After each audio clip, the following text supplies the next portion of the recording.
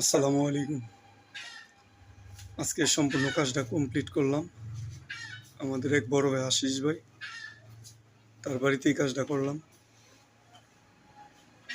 Double line putting করে luxury print,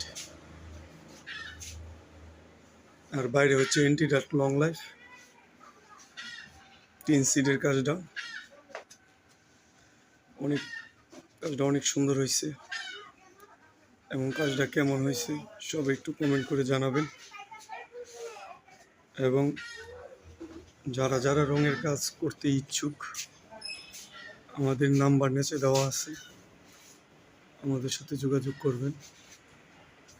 এবং নিখুঁত ফিনিশিংয়ের জন্য এবং অনেক সুন্দর সুন্দর কাজ আমরা করে থাকি।